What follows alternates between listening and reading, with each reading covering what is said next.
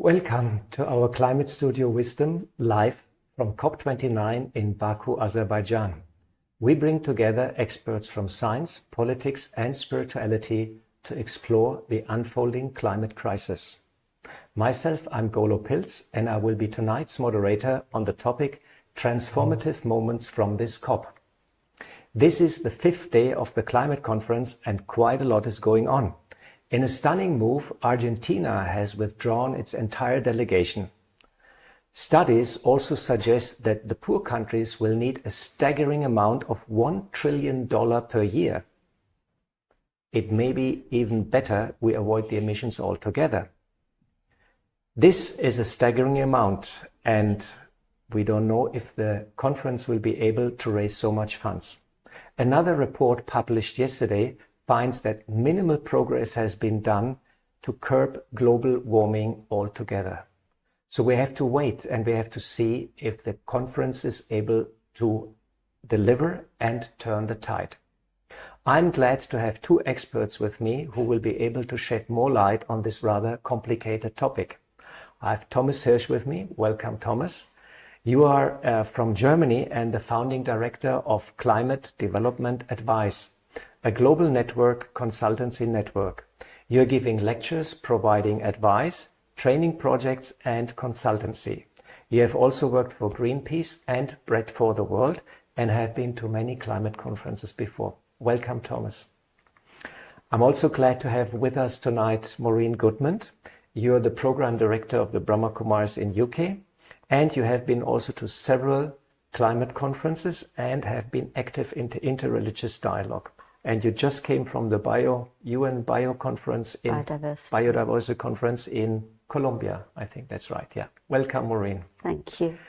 Yes, let us start straight away. Thomas, yesterday the Argentinian delegation got called back in a very stunning move by its president, Javier Milei, who believes climate change is a socialist lie. Donald Trump also made it clear that he will pull out of the negotiations. His advice for the US oil industry is quite interesting. Drill, baby, drill. That's a very interesting statement. These are not so good signals for the whole COP process, and there are a lot of concerns that other states will take this as an opportunity and backpedal from their promises and pledges. Is the Paris Agreement to stay below 1.5 degree dead, or is there still hope? Please share your thoughts. Thanks, Golo, for the question. And thanks for having me again. Well, to start with the good news, I'm very much convinced that the Paris Agreement, of course, is not dead. And what we see currently in huge transformations worldwide will continue. There will be no pullback to fossil fuels only just because of the economics of it. Having said that, that doesn't mean that the results of this COP will deliver as we wish to deliver.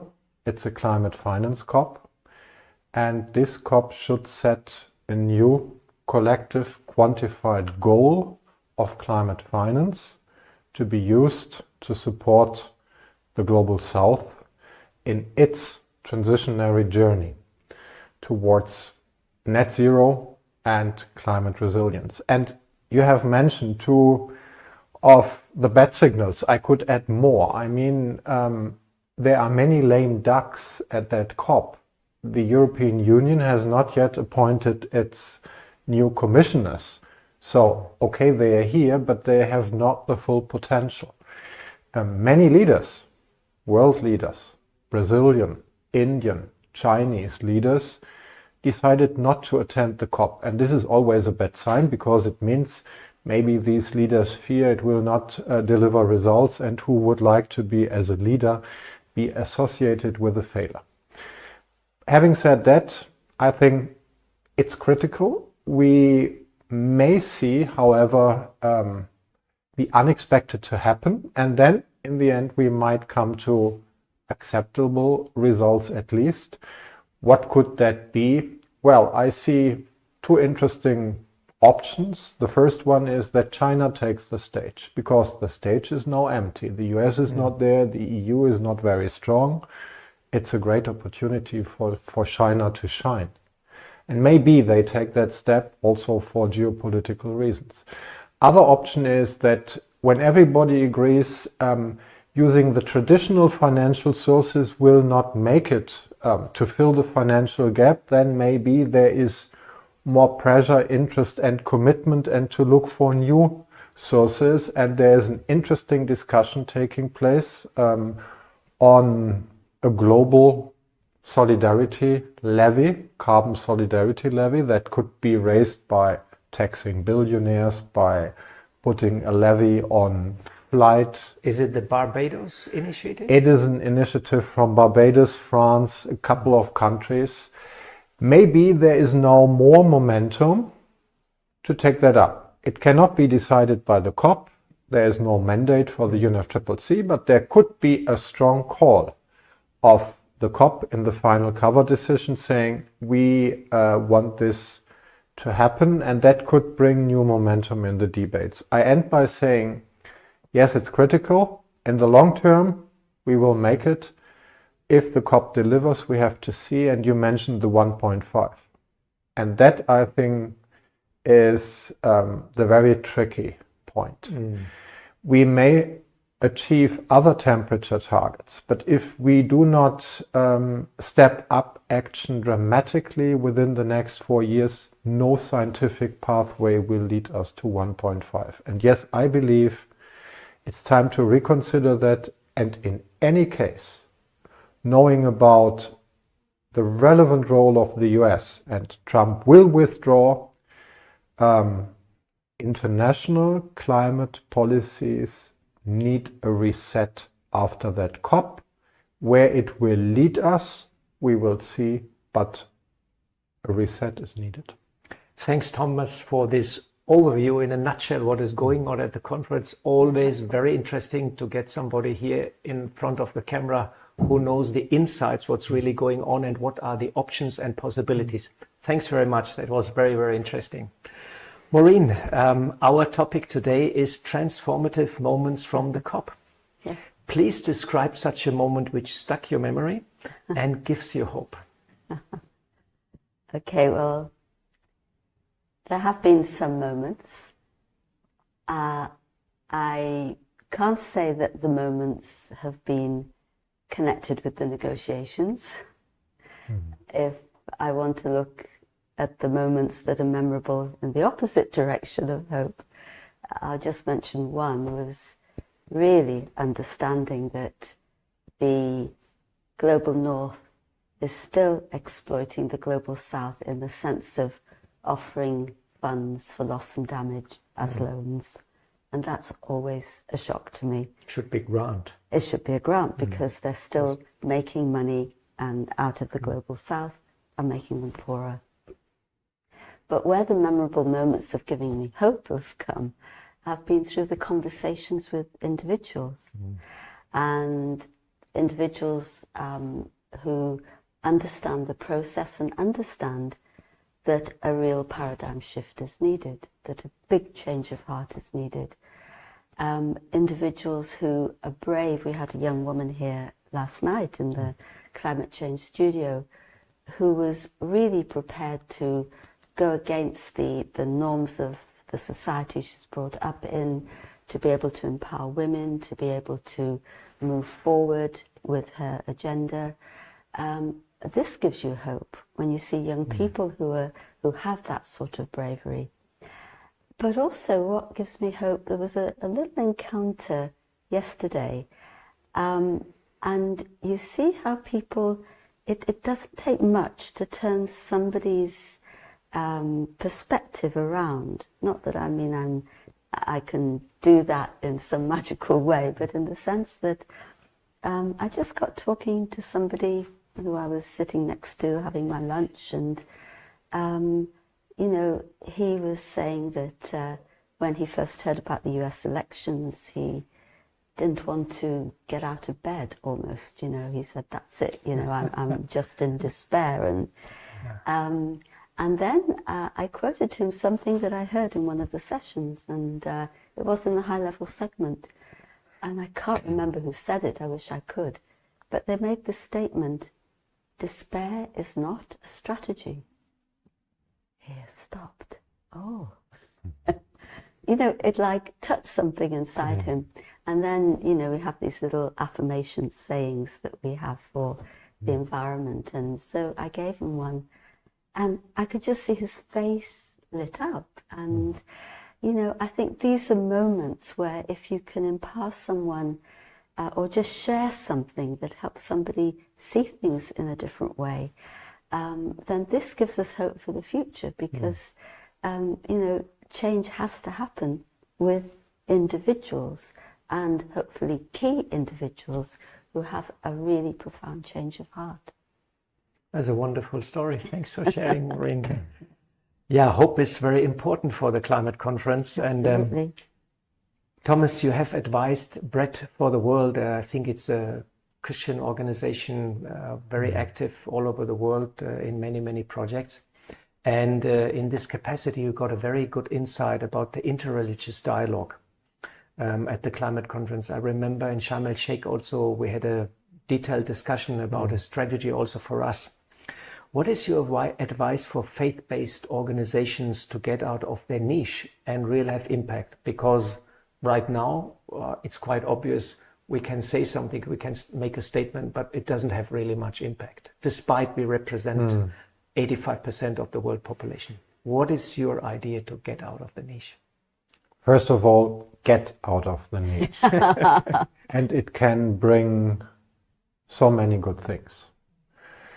Having said that, I have a number of suggestions to you. Well, the first thing is where faith or faith leaders or organizations can play a very relevant role is to reach out to your constituencies. I'm pretty sure that even within Brahma Kumaris, only a minority really has an in-depth understanding of climate change and is really moved by these questions. We just need to be aware of the fact that despite of all these conferences and climate catastrophes happening everywhere, a huge majority of people have not yet fully understood, or even partly, what climate change is and that we need a transformation. Second thing, reach out in the countries where you work to other faith groups and to the government to provide the moral compass, to provide your suggestions, to work with them, to talk to them, and you can move them. I'm pretty sure many of them are believers. Use this opportunity. A COP is one moment, but the year is so long. Start with that in the beginning of the year and do it throughout the year. Number 3, when you want to provide real advice, when you want to be heard, it's not enough to talk about principles. Be more specific, because in the end of the day, a government needs to decide on very technical or legal aspects, and you may not be in a position to give advice on all of that, but maybe on loss and damage, as you just mentioned as an example. And those points where you think we have an in-depth understanding, go deeper and provide more specific advice. All right. Second last point, if I can add 2 more, I think it would be a real chance to bring into contact or in dialogue faith and science. In these times where we have so many fake news, it's good for science to be backed by someone who provides moral compass. And on the other hand, if you work together with science and science provides facts to you, it would be a powerful alliance. Last point, the next COP in Belém is only 1 year away. If you take some of these steps in the meantime, go well prepared to the COP, and that for me means engage early with the Brazilian government and bring an interfaith high-level group speaking with one voice, having one concrete message to bring, and then engage at the COP at highest possible levels with Lula himself. All right, these are a lot of points, and I'm sure Maureen has listened very careful. I wish I had a notebook. Afterwards, I'm going to write them all down. It's recorded, don't worry. Maureen, you are quite busy in the interreligious dialogue and at many programs also at the pavilion, at the Interfaith Pavilion. And we also conduct regular meditation here.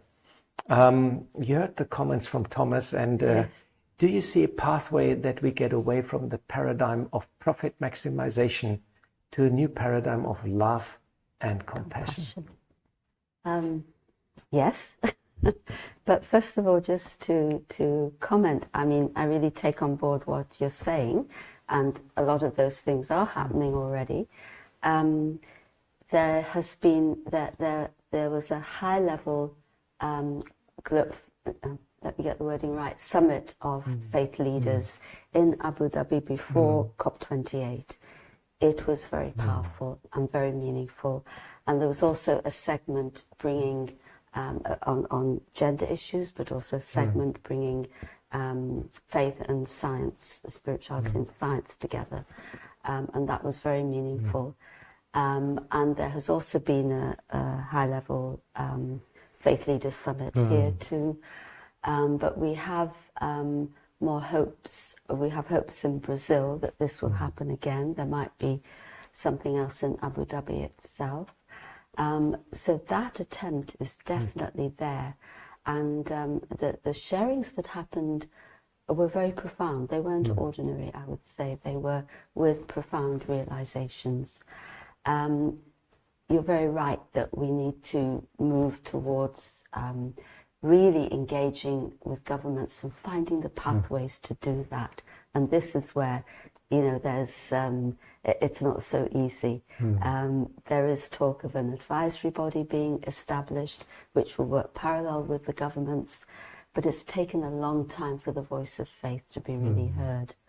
In the CBD and the Biodiversity Conference, and I've mentioned it here in the studio before, that we talked about when the faith leaders met the executive secretary, we talked about the voice of faith and the voice of science having equal importance.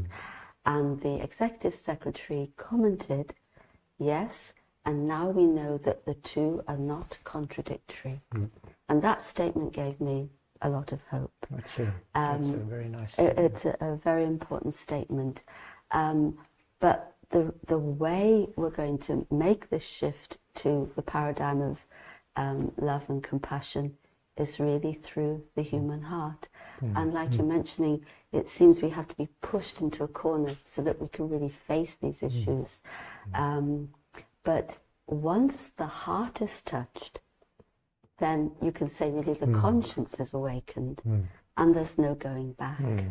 I also feel that some of the negotiators must be quite conflicted inside as well, because their heart will be saying something and maybe something else is expected of them, but the path is through the human heart. It is said that love is the most powerful force in the universe. It's most definitely. Let us see that it unfolds very soon.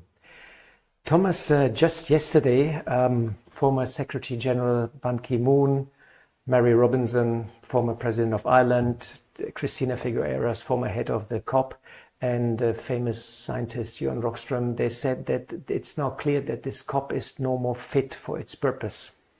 And we hear such statements quite often, almost at every COP, people criticize the process. But this is now COP29.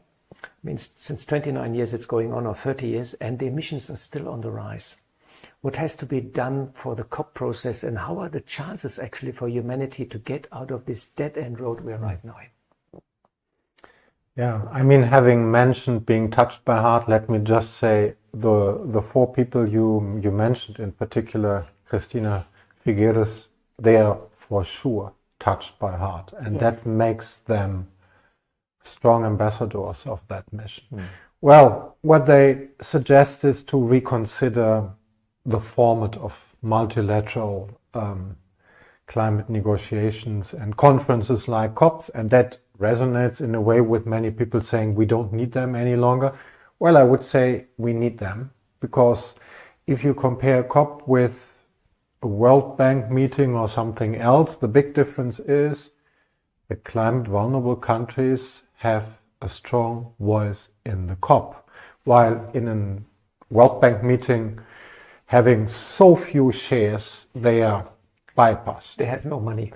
They have no money, and then they have no voice. Money is not the decisive factor to get a voice here. Yes, I believe it would be important to adapt certain rules so that we can ensure better procedures. I would even say it would be good to reduce the number of participants, to even also reduce the number of observers, to let negotiators negotiate with some observers, of course, but not having 40,000 people. And then you have a climate action summit, and there you bring together everything else. And then also fossil fuel companies. They should go to the action, but they should not go to the negotiation summit. Still, you will not change everything completely, because the principle of these negotiations is you need to have everybody on board, and you have countries with conflicting interests, and you will always have the lowest common denominator. What we need is more cooperation of the willing. They should pioneer, they should work together. We could have much more plurilateral cooperations, and then the COP would still have its place, but it would not be the one and only format. Those who are willing to take the lead can work together much more effectively if they do their things together. And I think this is also something that would, in the end of the day, resonate better with the world we face, with so many geopolitical tensions and difficulties. So we need to have new or a wider scenario of forms of cooperation. Thanks, Thomas, for giving us some pathway and some details how the COP could become more efficient. Definitely, the huge number of delegates don't make things easy. Sometimes I've seen inside this COP here, there's traffic jam because there's so many people, and the noise and the information overload is quite massive. So that was a very good discussion we had, and I'm sure if we would have a little bit more time, so many more wonderful points will come up, but we stick to our 25 minutes. And that brings us to a meditation, Maureen. And would it be possible you jointly bring us to this moment of transformation where the heart is being touched and we can embrace and visualize a new world? Sure. So let us sit quietly and consider the voices around us. They may push and pull us in many directions, but I mustn't allow the chaos around me to cause chaos inside of me.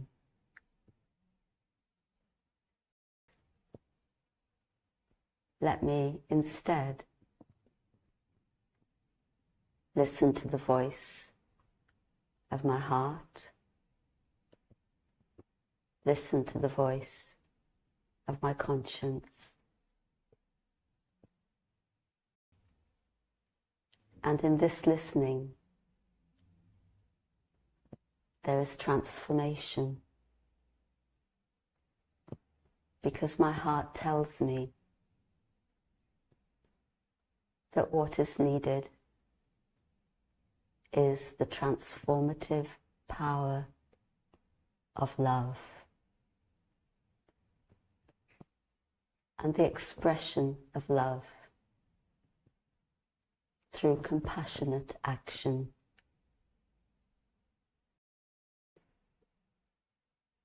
Compassion that considers the whole of humanity as my family, and compassion that understands the deep interconnectedness that we all have with nature, with every living being,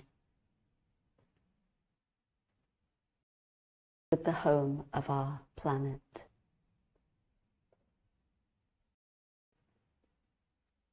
As I live by these principles,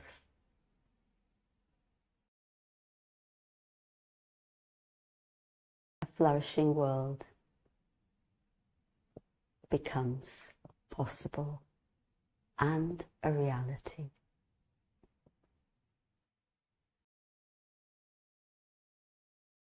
Thank you. Thanks, Maureen, for taking us to this moment of transformation and a beautiful world. Thanks also, Thomas, for being with us and sharing your insight. It was very, very valuable to get a bit insight what's going on and what are the possibilities. Thanks also to our patrons and sponsors and all the volunteers behind the camera who make this live studio possible.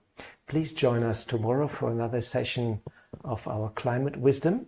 And for details, please visit our webpage. And last not least, thanks to you, our global audience, for being with us. Please stay with us. We show a little video for 5 minutes. And after that, we have a second session, part number 2. Another interesting interview, Transformative Moments from COP29.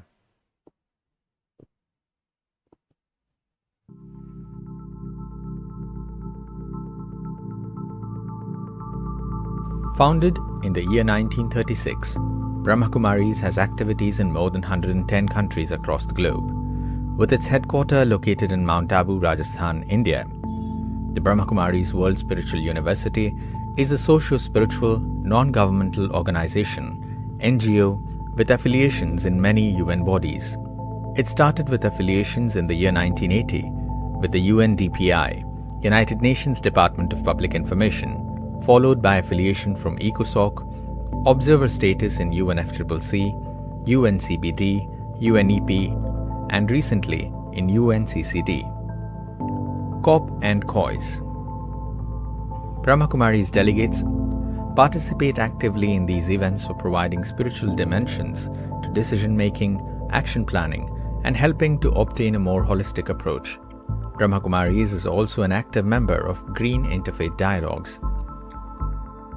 In 2011, Brahma Kumaris and World Renewable Spiritual Trust were recognized by the Ministry of Science and Technology as a scientific and industrial research organization. India One Solar Thermal Power Plant is one of India's largest solar projects with a capacity of 1 megawatt. It is functional since 2017.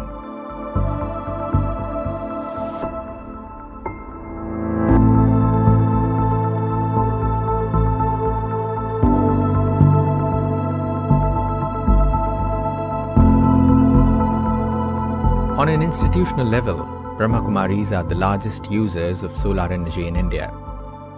It also stands to be one of the oldest organizations to work with solar energy in the country. The journey with solar energy started long back in 1996 with the installation of modular solar cooking systems. Soon, more research led to the use of solar energy in various activities like water heating, cooking more than 40,000 meals a day, using solar in almost all day-to-day activities. 350 solar photovoltaic battery systems of a total capacity of 1.4 megawatt peak were installed in different branches of the organization. The Ministry of New and Renewable Energy, Government of India, and United Nations Development Programme sponsored an awareness and training center on solar energy in Shantivan campus in 2014. The Brahma Kumaris have shared its best practices with other organizations to equip them with solar power. Sustainable Yogic Agriculture is an ongoing research program in which traditional organic farming with interventions of Raja Yoga meditation is being studied by many agricultural universities in the country. It has been recognized by the Government of India. Tapovan, a 100-acre dedicated farming land, is being used for the research to help farmers deal with growing agricultural issues. For more than 10 years, we have taken care of nearly 20 parks in Mumbai. Our very own Peace Park in Mount Abu is home to thousands of varieties of flowering plants. Our lifestyle, discipline of vegetarianism is also a way of decreasing our carbon footprint. The Brahma Kumaris Gyan Sarovar Academy for a Better World was presented to Habitat 2, the second United Nations Conference on Human Settlements held in Istanbul, Turkey. It was recognized as part of the Best Practice Initiative for Human Settlements.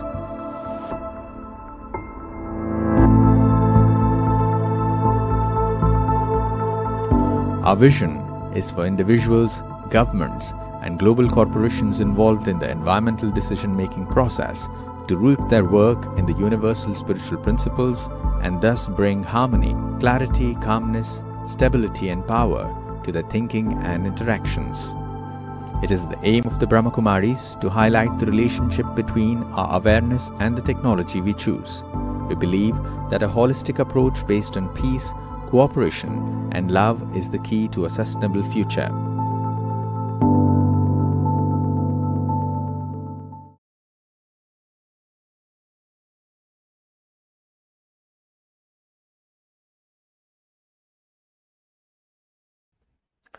Welcome to our Climate Wisdom Studio, live from Azerbaijan, from Baku, from the climate conference COP29. We bring together experts from science, spirituality, and politics to explore in depth the unfolding climate crisis. I'm Golo Pilz, and I will be tonight's moderator on transformative moments from this climate conference. This is the 5th day of the climate conference, and quite a lot is going on.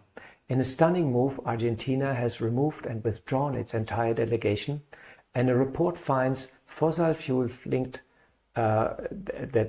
delegations of almost every country at this climate conference.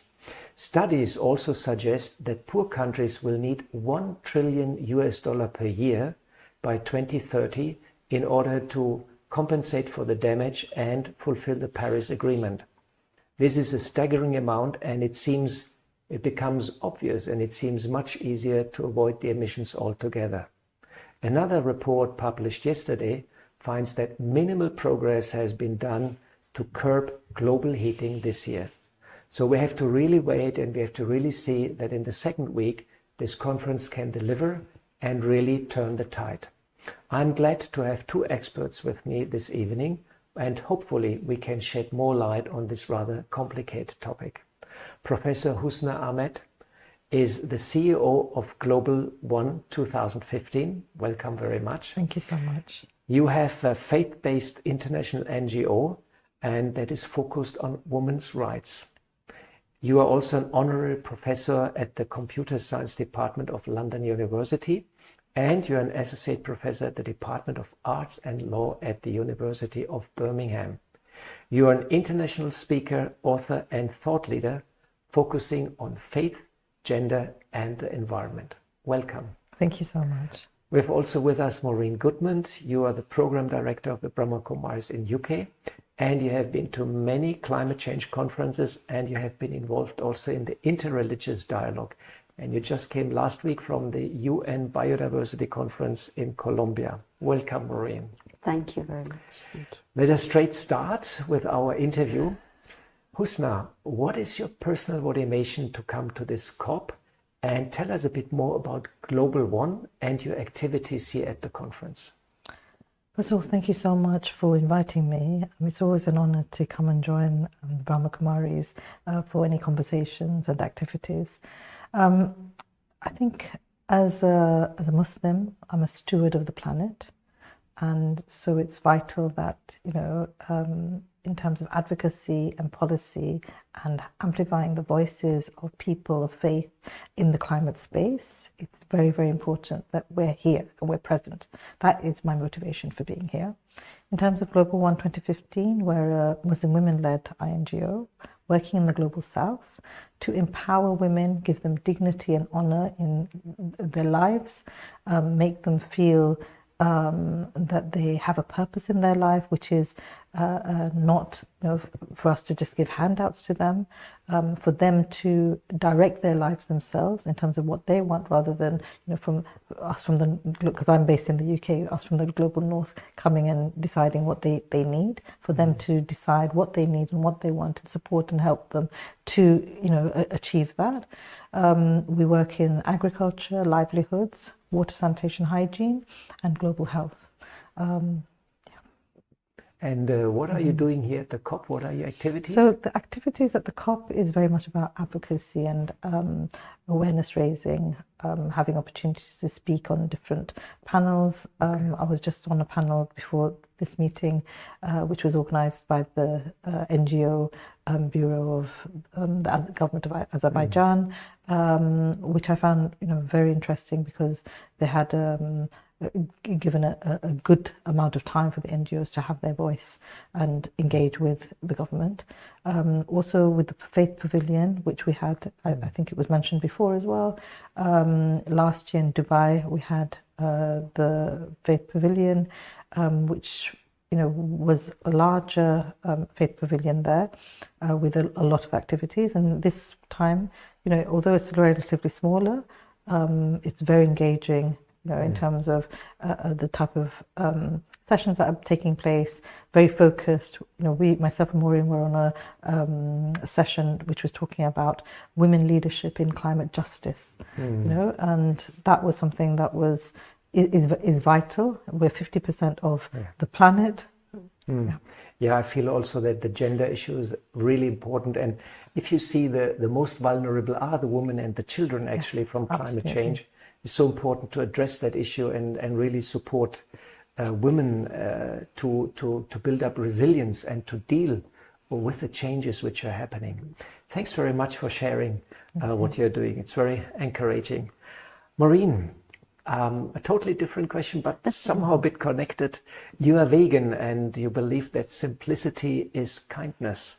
There has been quite some disturbance at the COP recently because there was no vegan or vegetarian food available.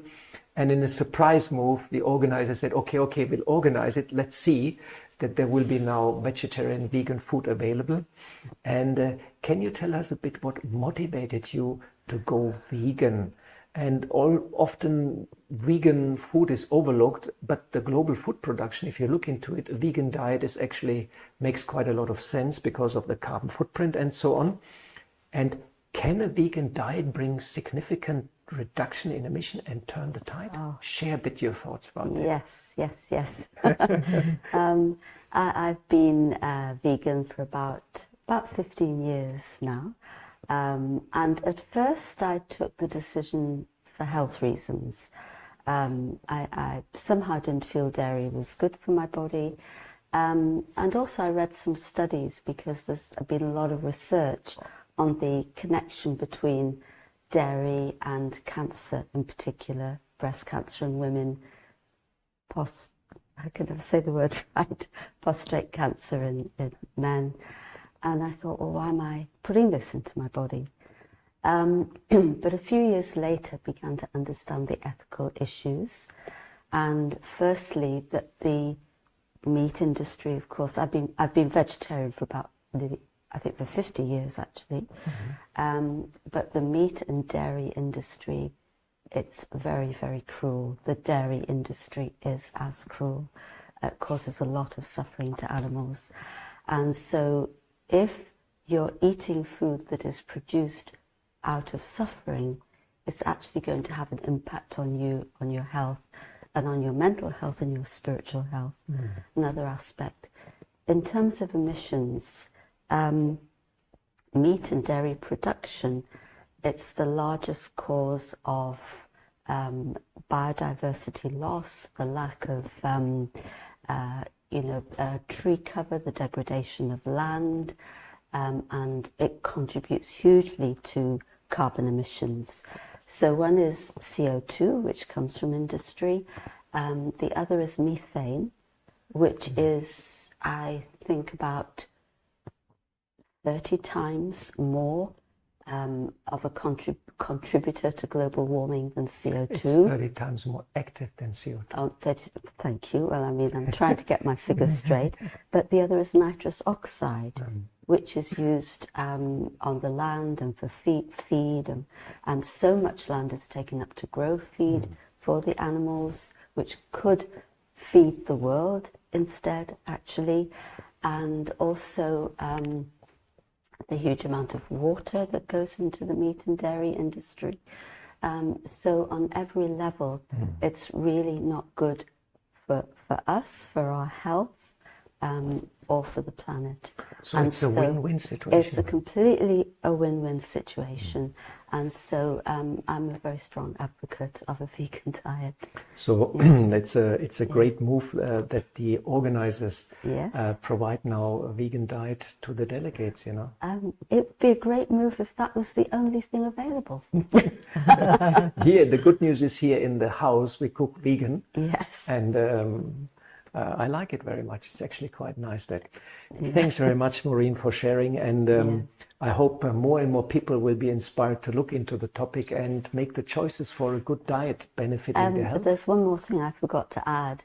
We're the only mammals that drink milk after we're weaned. And the milk that goes to the calf is not suitable. The growth hormone in it is for calves to grow. It's not suitable for us. One more reason to go vegan. So it's on every level not natural. Please, audience, go vegan now. You heard it. Wonderful. So we got a lot of good points about vegan diet, and let's hope this movement grows, and it will become mainstream in the near future, because it will help us also to deal with our emissions. Husna, coming to you back. Our topic today is transformative moments from the COP, and there's a lot of stuff going on, a lot of information, a lot of noise, but there are moments which stuck our memory, moments which give us hope, which we remember. Can you share such a moment which inspired you, which gives you hope? Please share your good moment at the COP. I think the word transformative doesn't sit right with me. The reason it doesn't sit right with me is because, as women of faith, it's our faiths that have transformed us and have made us who we are. And, we work towards pleasing God, Allah. So in terms of the COP, it's more about how we can have an impact and how we can, do something which transforms the COP, because as people of faith, we've been here thousands of years before the United Nations was, created, and all of these movements and the governments, the national states, all of this sort of thing. So I think people of faith, we had, and we need to return to the habits and the ways that we, of conservation, of living simple lives, living lives in balance. These are the things that had maintained the planet, for thousands of years. But industrialization, etc., I won't go into that. So for me, in terms of hope, moments of hope have been moments which I have shared with my fellow people of faith, for instance, with Maureen, with others within the Faith Pavilion, encountering people. And, I believe in destiny. So any interaction with somebody, it's not by chance. It's because it's been, written that I will encounter them, like sitting here with yourselves today. So, with the COP, the moments have been much more about the interactions which have brought joy and peace and love into my heart because of meeting somebody, or I've met them online or through For instance, Ummah for Earth is one of the organizations that I'm a part of, and that's the Muslim youth movement, which Global One is one of the founding organizations of. And so I met a couple of the people from Ummah for Earth, and it's the first time I've met them, having an immediate connection, and connectivity. I think those are the things. And you mentioned love previously, and I think love is something which is transformative and can really help and support and move things forward. So I don't think it's the COP that is transformative. It's us that bring that energy and vibrancy. Yeah. I like very much when you said the moment where your heart is being touched, because I feel when the heart is touched, it's a very powerful moment. Absolutely. And people have a realization. Yeah. It's very deep. Wonderful. And also, I mean, this event that I mentioned that the government of Azerbaijan had put on, one thing that they had said is that this COP is about peace. And they were saying that they're calling for a ceasefire. After that they said it's for 1 month. But, the fact that it's calling for a ceasefire, for me, that is so important. Because with all the conflict and everything that we're seeing in the world in the past 1 year, it's, that's what we need. We need peace. We have a regular meditation. We meditate every morning, and we have meditation in the climate conference also, also for inner peace and for outer peace. Yes. And we had a discussion here also that peace is at the foundation also for a sensible COP process, because the nations have to trust each other, so we need good relations. A very important topic also. Thanks for sharing that and for addressing that point. Maureen, we talk, as you heard, about transformation. And we all know we have to change food, production, transportation sector, industry, energy, production, and so on and so on. But there's also a change within, which is required. And I know the Brahma Kumaris has the slogan, as is the inside, is the outside. So the inside mirrors into the outside, and the problems which we're facing in the outside are part of the problem which we're facing on the inside. Can you explain how there is the connection with the divine and how that empowers us to get a transformation of the inside and get rid of our inner negativities and free ourselves also from the trigger points? So how we can connect to the divine and how we can bring transformation of that inner world to shine to the outside world and bring transformation? It's a beautiful question, and I think you can look at our faces and know the answer. It's very important, this dimension, because God, you believe in destiny. I also believe in destiny. I believe that there is a greater divine plan, and we will see it unfold. And I have faith that there's a flourishing future ahead. But we do need to play our part, as you say. And because of this inner-outer connection, it's very obvious that something is not right within human consciousness when we see the state of the world. The first step in that transformation within is to understand our identity. And when we talk to each other, we think about, our name, our gender, our background, and so on and so forth, ethnicity. We usually attach labels to each other, and we think that that's our identity. But actually, that's the physical aspect of our identity. But there is a greater identity, which is the spiritual identity. And this is the first thing to focus on, I feel. We play many roles in life, but who is the being that's playing the role that is constant? And so this is the first step, to be aware that I'm a spiritual being, and to be aware that my original nature is peace, is love, is wisdom, is joy, is purity. Because of influence, those qualities have become hidden. But once you contemplate on them, then, and you give it time, then those qualities are released again. And you come into a different state of consciousness, a different state of being, a different identity. And in that state of peace, it's very possible to make the connection with the divine. And that connection gives us strength, gives us courage, gives us the experience of God's love. And the greatest healing power in this world is God's love. And we look at the world, a lot of healing is needed. It's a traumatized world. And we need to bring this loving energy into the world. And of course then that energy, as we heal within, we're transformed within. And negativity doesn't have an attraction to us anymore. So, you know, what's negativity? Ego, greed, anger, etc. Well, okay, those ways of interacting, we realize are not productive on any level. Not for me, not for the people I'm interacting with, not for the community, family, the community, the society. So you come back to you have the strength to maintain the dignity of your original state of being through that connection with the divine. Great how you formulated it. So when you have this connection with the divine, you bring that inner change, and then automatically your action changes and you're compassionate with your neighbors, with your friend, with nature. Yeah. How lovely. Yeah. Husna, that comes to our third question. We probably crossed already several tipping points in climate, and humanity may have difficulties to get out of that dead-end road we're right now in.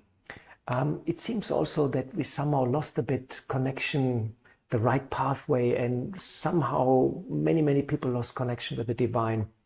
As a person of faith, can you imagine that we get some help from outside, maybe some intervention from above, or even help from God in times of this crisis? It's a very personal question, but please share your thoughts. Thank you so much. So when it's the darkest times, the darkest moments, that's the times when people turn to God the most. For instance, when it was COVID-19, you saw a huge increase in people phoning up and trying to find, whether contacting churches or mosques or, these sort of things to get advice and turning to prayer. So I think, prayer is something which is significant. At the end of the day, for us, as myself, I'm speaking as a Muslim, as you said, from a personal point of view. As a Muslim, I have something called tawakkul, which is trust in God. So I have to trust in God that Allah has a plan for us. Similar to what you were saying, actually, Allah has a plan for us. And what we can do is, within our means, in our abilities, within our intelligence, we try and do the best that we can. So for instance, attending COP, being present, being role models, interacting with people, raising awareness, amplifying the voice of women of colour, amplifying the voice of women of faith. These are things that are within my perimeter that I'm able to do. But, I don't know what the results will be. So it's trusting in God that, trying to build a climate movement of people of faith, and bringing secular organizations in as well. We also need to recognize that the faith communities don't have all the answers. We shouldn't feel that we have all the answers and we're going to be able to sort out the climate movement, climate issues. What we need to do is look at how we can work together with governments, with the private sector, with academia, together, and understand that this is one planet and we only have one planet, and we can't be thinking that, we're going to save the rich people and the poor people in the global south can just go, whatever. That sort of attitude has to go now. We need to recognize that there is discrimination, there's racial discrimination, there's gender discrimination. All of these things need to be recognized and they need to be vocalized, and that's a role, for instance, we would have and we would do. But at the end of the day, God has a plan, and that plan will come to fruition. And also because I believe that we are transient on this planet. There is an afterlife. So the time that we have on this planet, we have to try and do the best that we can. It's for us, it's like a training to be a better person, to try and be kind, give charity, support each other, look to the right for our neighbors 40 neighbours to the right, 40 neighbours to the left, support them. If I'm eating something, say for instance, I'm eating a mango, I should try and think, has my neighbour got food? Has my, not talk about specifically the mango, but has my neighbour got the food as well? If not, I should be sharing with my neighbour. So it's that community feeling, both at the local, the national and the international, that we need to be, thinking much more about. All right. I like very much when you said having faith in God's plan, and that something beautiful will come. And hope. Yeah. We have to have hope. So it seems that people of faith are better prepared for this transition process which is ahead of us. I'm sure we would have much more to say about this topic. Yes. Alas, clock is ticking. I'm seeing our clock, And thanks very much for your inspiration and really your sharing from the heart. And this brings us to Maureen. And Maureen, please guide us in a short meditation and bring us to transformation in a beautiful world. Thank you.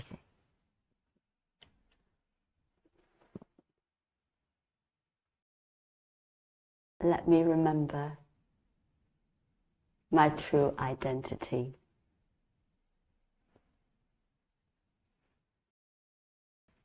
Let me shed all the labels and return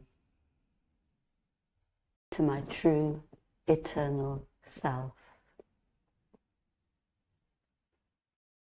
A spiritual being of peace, of love, of wisdom, of purity.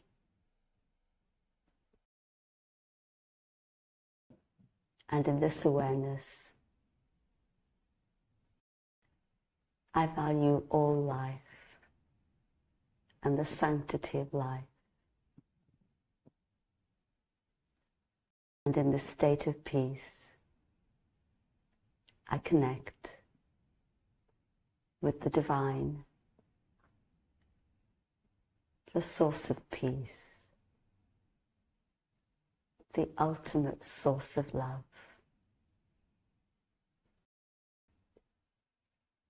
And as I experience God's love, I feel transformation happening within. And I also know that as I transform,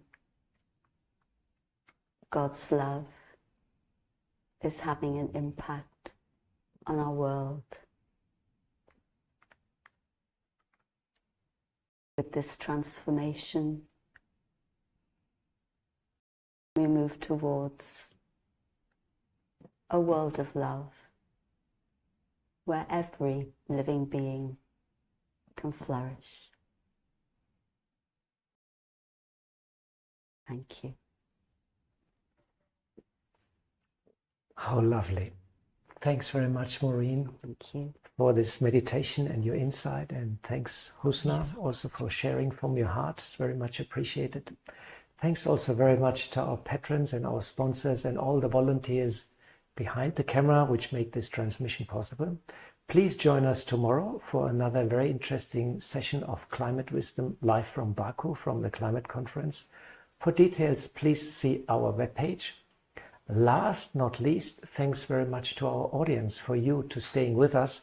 And I hope you took some inspiration, you got some insights into the climate process and how God is touching our hearts. And nothing else left than to say thanks very much and good.